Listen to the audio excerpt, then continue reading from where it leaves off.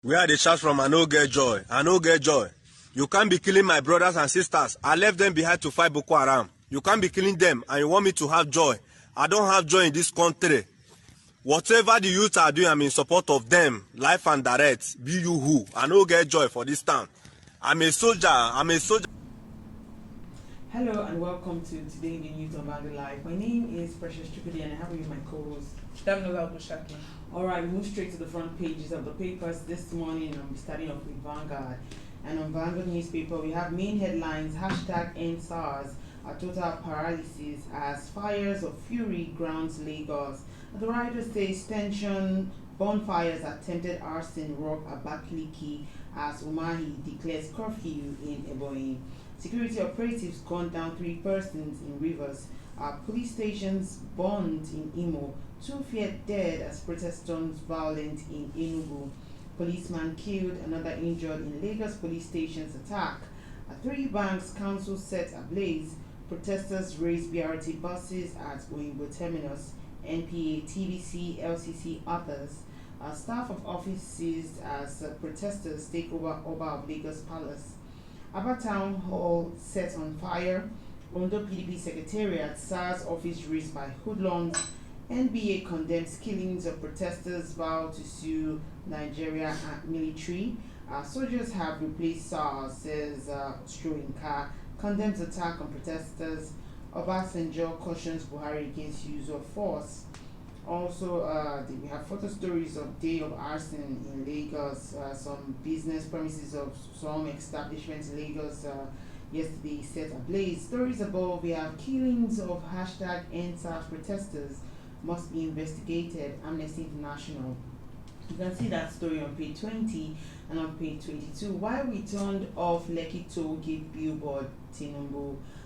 Page 7, UN Biden Clinton Archbishop of Canterbury tells Buhari to stop killings of #EndSARS protesters. Stories beneath, we have official killers of #EndSARS protesters at Lekki. Sultan Khan charge Buhari. You can see that story on page 7. And on page 20, EU Sweden condemns killings of protesters. On page 7, Black Tuesday, those responsible must pay for this genocide. Wodo, Clark, Adibanjo, Beatrice says. And away from the Punch, the Vanguard newspaper, move straight to the Punch newspaper. And on the front page of the Punch newspaper, we have #EndSARS killings, Buhari on the fire, hoodlums on the rampage, burn buildings and vehicles. United Nations, United Kingdom and European Union, Obasanjo, Soyinka, Atiku, others condemn federal government for deaths. NBA plans local international suit against governments. Demands killers arrest. Hoodlums killed 2 cops, attacked 10 stations, and that's according to the Lagos State Police. Embrace talks, and that's coming from Clinton. You can see more of the stories on pages 2, 4, 5, 6, and 12 of the Punch newspaper. Now moving on to the stories below, on page 27, we have hoodlums kill Ogun DCO, steal arms, and DPO missing. NBA holds emergency NEC meeting, invites ex-president and others. Body of missing 19-year-old girl found in Badagry. And again, NECO reschedules XSCE papers due to protest. $25,000 extortion. EFCC tenders cash audio recordings against Shehu Sani. You can see that on page 10. Inspector General orders withdrawal of police officers attached to VIPs. And moving onto the stories above the nameplates. On page 20, we have a 392 billion naira project debt. States ask federal government to cover pension fund. Bandits killed 22 villagers in Zamfara fresh attack. And on page 21, we have currency in circulation rose to 2.426 trillion naira in September, and that's coming from CBN. You can see that on page 21. And lastly, on the front page of the Punch newspaper, we have investors lose 113 billion naira as #EndSARS crisis deepens. You can see that on page 21. And from there, we'll move straight to the Guardian newspaper. And on the Guardian newspaper, we have outrage over Lekki attacks. The writer says Soyinka, Obasanjo, NBA tackles president. Group declares 7-day mourning as Serap drags Buhari army to ICC. Federal government sues for calm, commits to police reform. Stories above: Pengasson threatens nationwide strike over killings of anti-SARS protesters. You can see that on page 4. And on page 4 still, Nigeria no longer safe, Arewa leaders declare. Page 3, deja vu in tragic vein. And on page 8, Irish youth kills 3 cops, burn police stations, government facilities in Lagos, Ogun. Also above we have restructure now to save Nigeria. And that's all we can take on the front page of the Guardian. Move straight to this day newspaper. And on the front page of this day newspaper, we have a crackdown on protesters premature. Obasanjo articles showing cartels Buhari. And the writer says Clinton, Biden, Akufo-Addo, others call for restraint. Presidency urges calm. And DHQ mom speaks today. You can see that on the front page, and it continues on page 7. And the stories, of course, above that, we have hoodlums take over Lagos, touch public and private assets. Sowolu apologizes and sues for peace. Enugu, Ebonyi Rivers declare curfew. You can see more of that on page 7. And here above the nameplate, we have bandits slay 20 in fresh killings in Zamfara. You can see that on page 5. And lastly, on the front page of this day newspaper, we have a stock market loses 113 billion naira as investor confidence dampens. And you can see more of that on page 8. And that's all we can take on the front pages of the papers this morning. We're going to the newspaper analysis segment. We'll be joined in by our guest. He's in the person of Mr. Dayo Akintobi, publisher of the page today. We're going on a short break. When we come back, he joins us in. We had a shout from I no get joy. I no get joy. You can't be killing my brothers and sisters. I left them behind to fight Boko Haram. You can't be killing them and you want me to have joy. I don't have joy in this country. Whatever the youth are doing, I'm in support of them. Life and direct. Be you who. I no get joy for this town. I'm a soldier, but I can't support bad thing. I can't support bad thing. You can't kill my brothers. You can't kill my brother. I'm here fighting Boko Haram. You can't kill my brothers that are left behind. You can't kill my family. We had a shout from I no.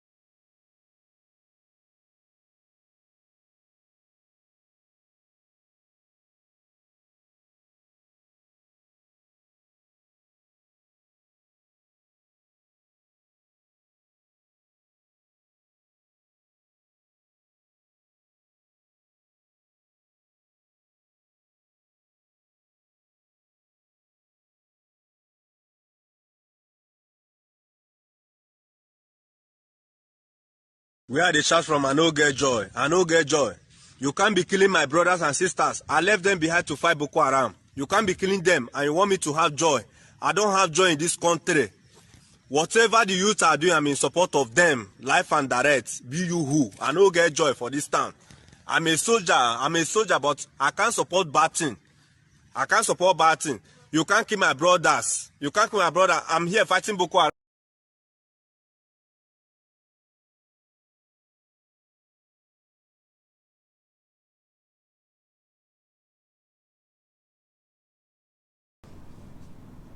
All right, welcome back. If All you're right, joining boss, us, it's still today in the news on Vanguard Live, and you're welcome to the newspaper analysis segment. My name is Precious Chukudi. I have with my co-host. Damilola Ogunshakin. All right, we have joining us via Zoom, publisher of Ilupeju today, Mr. Dayo Akintobi. Good morning. It's good to have you join us. Good morning, Precious. Good morning, Damilola. Good morning. Delighted to be with you again. Yeah. All right. In light of what's been happening in the past 2 days, we'd like you to share what your thoughts is basically on the tragedies that's been happening in Lagos in particular and also other states. It's quite a pity, a tragedy that our country has had to experience what has transpired in the last couple of days. What started out as a peaceful protest to demand an end to police brutality and possibly request other changes in our mode of governance deteriorated rather badly 2 nights ago. And as we all know, there was an attack on peaceful protesters in which a number of people were injured, maimed, and some alleged to have died as well. That further deteriorated into widespread rampaging yesterday, where we saw properties destroyed, we saw properties burnt, we saw people beaten. Basically, what started out as a peaceful protest has now metamorphosed into something else entirely, because now quote-unquote hoodlums, quote-unquote unscrupulous elements have infiltrated a legitimate undertaking, and it has escalated to something entirely unforeseen. Alas, it has resulted in prices of human life, destruction of property, wanton violence, and it's not a very good place for us to be right now. All right, and the question I would like to ask is that with all these things going on, do you think that the government basically exhausted all dialogue opportunities that they had with these protesters before it got to this situation, really? I actually think the government had opportunity to do much better than it did. I think the government didn't handle the protesters that had 5 demands, and the government said they were meeting all 5. But the response, even those 5, was very slow, and those 5 as well had more to do with the fallout of the protest and didn't actually address the issue of the protest itself. For example, they said free all the people arrested during the protests. The government said they did that. They said work on compensation for all the people who have been brutalized by SARS. The government said they work on that. They said form judicial boards of inquiry. Some states have already done that. But the issue at hand itself, which is police brutality, which is SARS, high-handedness and violence towards innocent citizens, did not seem to be addressed in those 5 demands. Even though the Inspector General of Police said he had disbanded SARS, within 24 hours he had announced the formation of a new squad, which he named SWAT. But the protesters saw that as just rebranding of the existing agency. They felt it was too quick and too short for you to have come up with a complete reform package and a method of recruiting and all of the necessary requirements to come up with a brand new agency that has a new ethos, an ethos of service, an ethos of justice, an ethos of fairness and equality, an ethos of being able to actually protect the people as opposed to victimize them. It's not possible to have done that within 24 hours and come up. So the people saw it as a scam. And they said, SWAT is simply SARS rebranded. That's not good enough.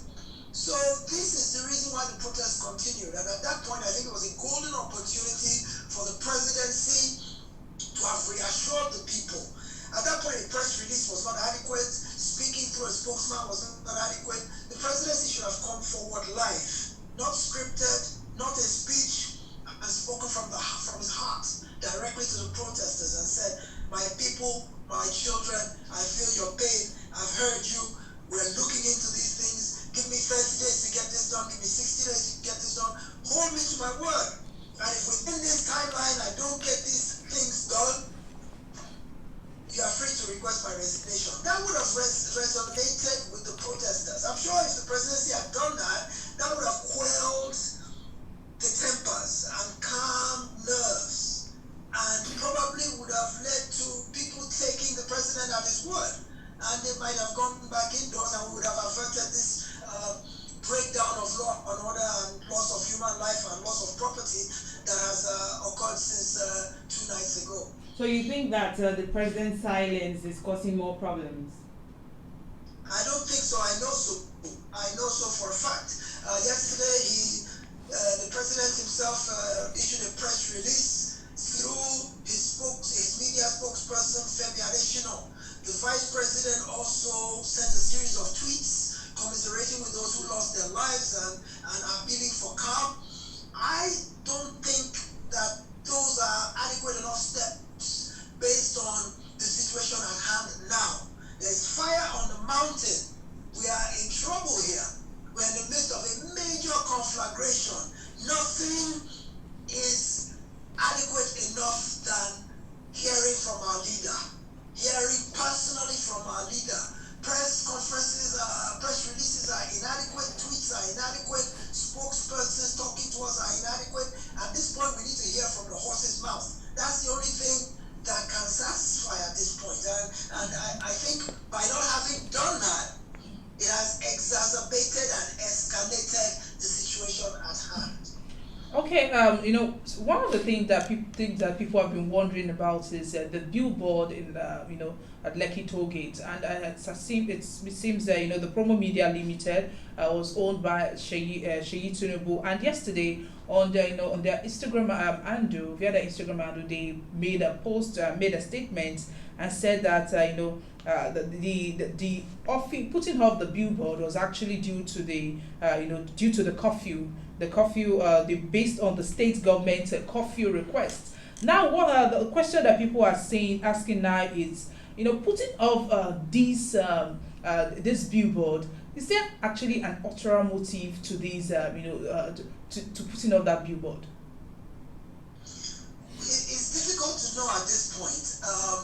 There's so much misinformation flying all over the place that it's difficult to know the truth. One thing we do know is that the billboard got turned off.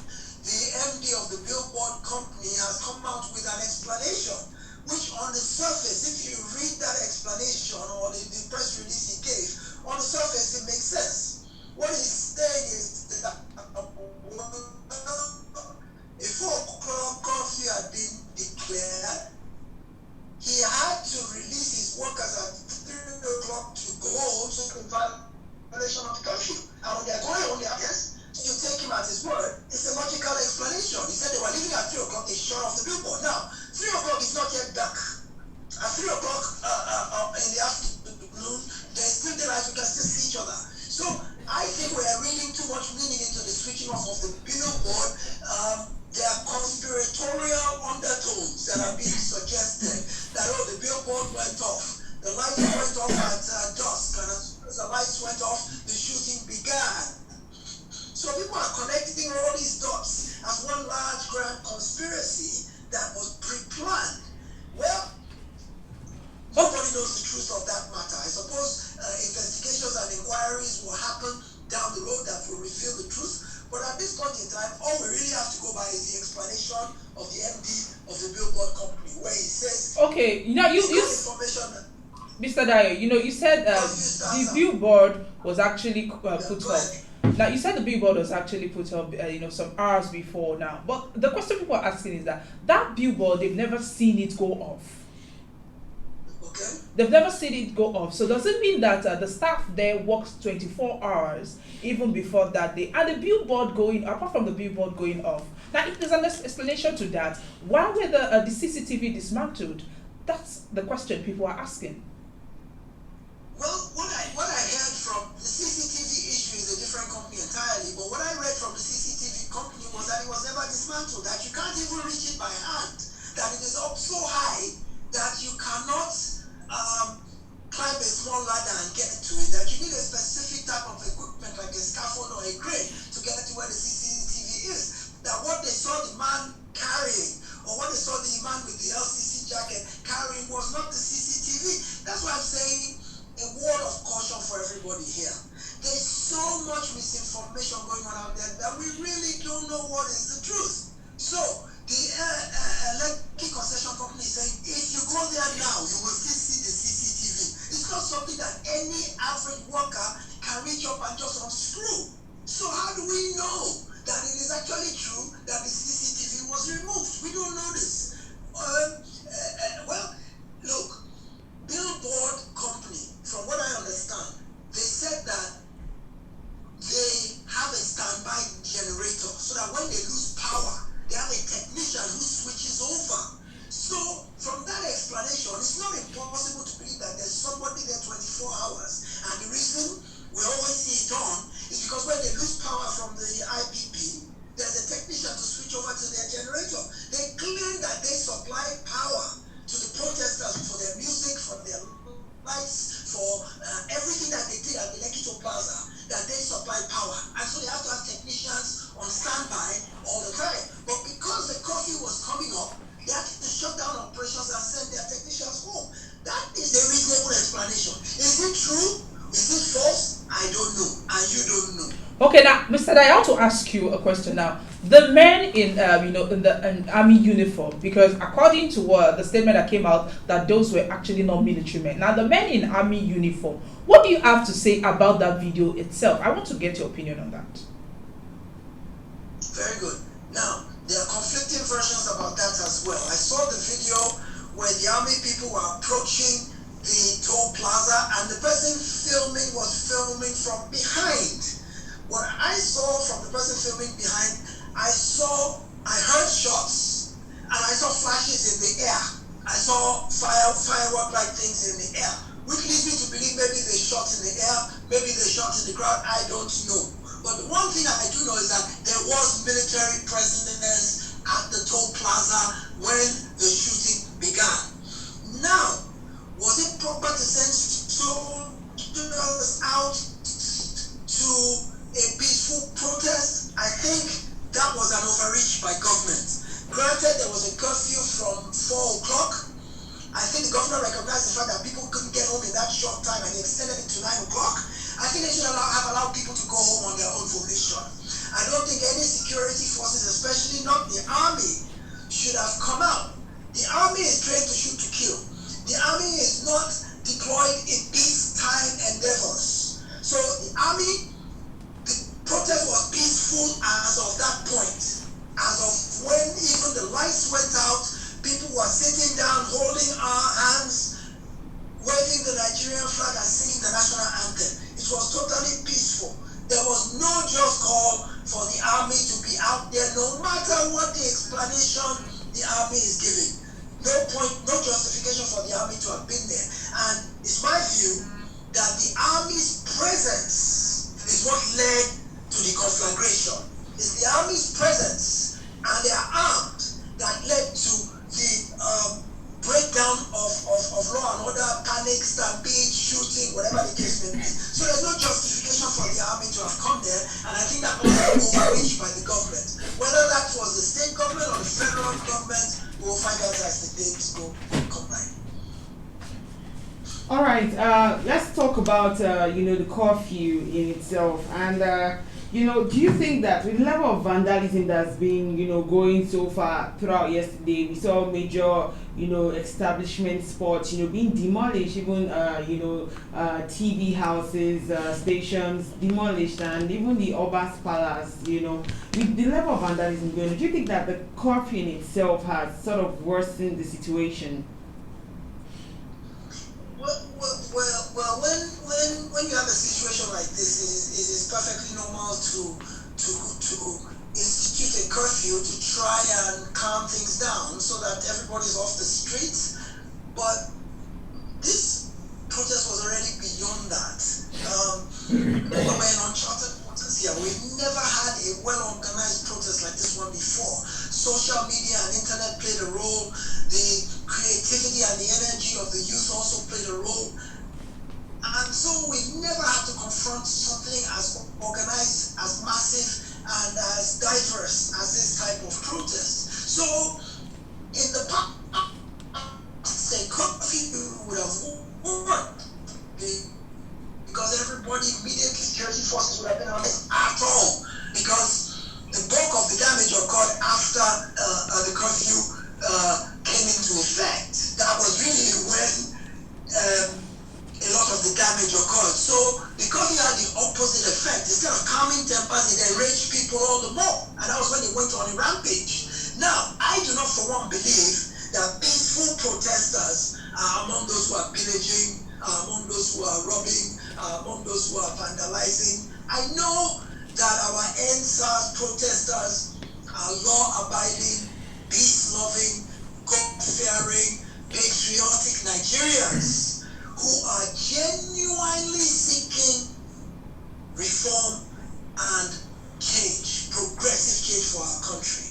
Those people will never be found committing any of the atrocities we saw yesterday. So what it means is that the protests have been hijacked from the original intent, and it has opened the door to unscrupulous elements to hijack it and go on a rampage. However, I've also heard the other side of the argument that it's poverty that has caused poor people, hungry people to loot and pillage. That is structural deficiencies of our society, which the protests were trying to address. It is things like youth unemployment. It is things like poverty, lack of healthcare, no educational opportunities. That those are the things that are fueling the riots, the pillaging, the looting, because we have a wide source of poverty in this country. That does not excuse or justify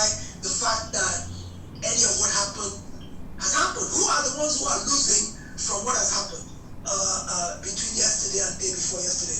Buses were burnt, banks were looted, media houses were burnt.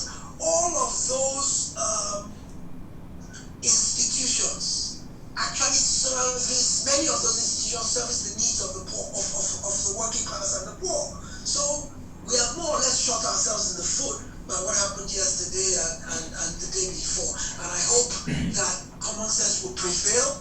I hope tempers will calm. People will take a breath and think it through, that there are better ways to express our grievance than going on a rampage. All right, you spoke earlier about misinformation going across every, the air and all of that.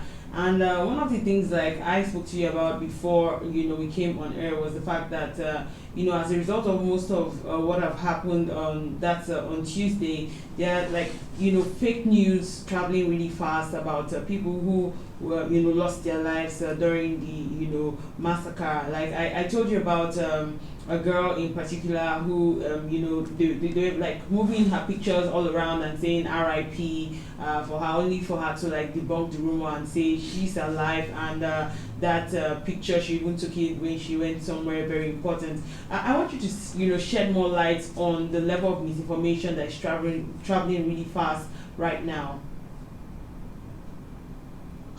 It's disheartening that in as much as social media and the internet have played a very major role in the cohesiveness and effectiveness of this protest, so this very same social media has also been used to foment greater division, hatred, and dissension. When you see things, for example, I saw the photograph of a young lady. They showed her dancing at the Lekki Plaza, and then they showed her dead body with a part of her skull blown away, and they say this was part of the shooting by the army, only for us to hear that she had a motorbike accident the day before. That if you go on her Facebook page or her friend's Facebook page, the day before the shooting, it had been posted there already that she lost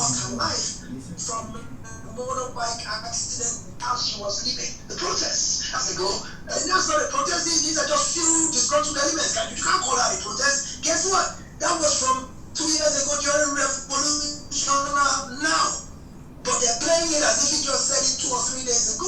What is the intent of that? I also saw a clip of General Obasanjo at the airport running towards a plane yesterday. And I was shaking somebody and he was really running towards a plane and the caption said, they're running away now. Now that the fire is hot, they're all running away. And it made it look like he was actually running away. I heard that was from 2 years ago when he was running to catch a flight to an international event. So, some of these misinformation are just mischief makers, like with the Obasanjo one when he was jogging to the plane, they said, Monty Japa, they are running away. And we already know, we heard that Ashwaju Tinubu has already absconded to France. They're now saying, oh, all the others are following to run away because the heat is too hot for them and they know people are coming after them. But that's not true. So some of this is mischief. Some of it has a definite motive. Some of it is geared to engineer a particular type of reaction. Say, for example, incite people to go and riot, incite people to go and pillage and plunder and burn. So we should be careful about what we forward and repost and believe. I want to venture to say that a good lot of the information that's floating around now, one needs to interrogate it very, very carefully, verify and confirm before we believe. Much of what is being put out now is not the way things really are. Like I said, some of it is just plain mischief, but some of it is calculated to mislead by those who have an ulterior motive.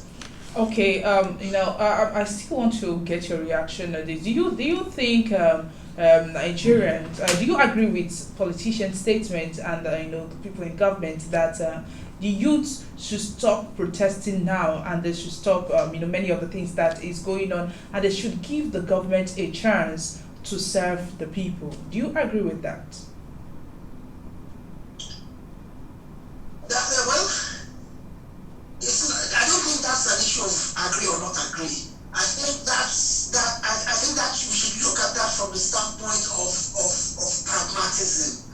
The protests started, the agitation started because people wanted a particular goal. They had a goal in mind. If that goal has not been attained, how do you now ask them to call off the protests? The point is, they are saying the 5-point agenda that the government has acceded to does not go far enough to quell their concerns. Yes, the protesters demanded the 5 points. But in the implementation of the 5 points, some other things should have been done by the government. For example, have we heard of anybody being prosecuted or punished for any of the atrocities that the SARS operatives are accused of having committed? Take, for example, when the protests first started a couple of weeks ago, we had video evidence of some officers from the Surulere SARS office who assaulted and maybe even killed an innocent bystander or a protester. The officers who did that have been identified. They're going through something called an orderly room trial, which is an internal court procedure. It's not open to public viewing. If I were the administration, I would have sacked those officers, charged them to court, held their arraignment publicly on TV for people to see. That, see, we're taking steps. We're going to catch all these people who have done this wrong, who have violated people's human rights, and we're going to prosecute them, and they will be punished to the full extent of the law. But people need to see this because there's a massive distrust of government now. Government has said things in the past that they didn't do. Even the very SARS in 2018, when acting President Osinbajo was in office while President Buhari was away, there was incidents with SARS, at which point they said they were going to reform SARS. That's when they added F to their name and it became FSARS. But nonetheless, the atrocities they were accused of committing back then were not looked into. So people are saying, why should people now trust your word? That you say, oh, we will prosecute these people. We will find them. We will prosecute them. No, we're not going to take your word for it because you've disappointed us in the past. So do it now. Let us see. We will not leave here until we see you doing it. So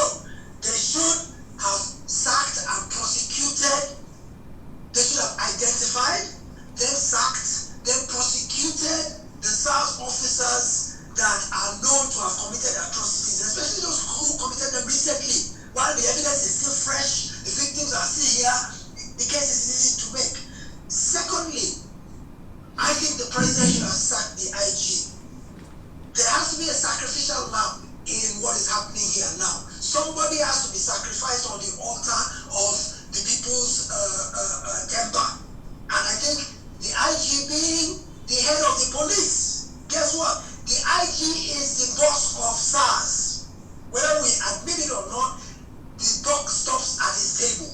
He may not be the direct commander of SARS, but being the overall head of the police force, he's the boss of SARS. So the buck stops at his table. So he should have been sacrificed. They should say, look, yes, the problems with SARS have been before your tenure, but you came into office, you are aware. He cannot say he's not aware of the atrocities of SARS, because guess what? He came up through the same system. The problems with SARS is systemic throughout the whole police force. There's no single police officer who is exempt from the bad things we know about the police. It's their culture. They all do this. So he chose to turn a blind eye to it during his tenure. He could have addressed it. He chose not to. Oh, that's where we do things around here. So fine, he should pay the price. So he should have been sacked, or he should have been made to tender his resignation. The presidency also has some other steps he could have taken. I think things like encouraging voter registration among the youth and telling them that in 2023 we will reform the electoral process and encourage as many of you as possible to join in governance. All right. And make it easy for you to vote and for your vote to count. All right, I thank think some of those steps, if they had been taken by the government, they would have let the protesters go. Protesters would have been satisfied and they would have gone home. All right, thank you, Mr. Dayo Akintobi, publisher of Lekki today. Thank you for joining us this morning. Always a pleasure to be with you. Okay, remember that you can equally like, share, and subscribe on all our social media platforms showing on your screen. As well as you want to find out up-to-date stories of what's trending at the moment, you can go on our website www.vanguardngr.com. Till we come your way next time, I remain Precious Chukudi and I have been with my co-host Daniel Abushaki. Thank you for watching. Where they shout from, I no get joy. I no get joy. You can't be killing my brothers and sisters. I left them behind to fight Boko Haram. You can't be killing them and you want me to have joy. I don't have joy in this country. Whatever the youth are doing, I'm in support of them. Life and direct. Be you who. I no get joy for this town. I'm a soldier, but I can't support bad thing. I can't support bad thing.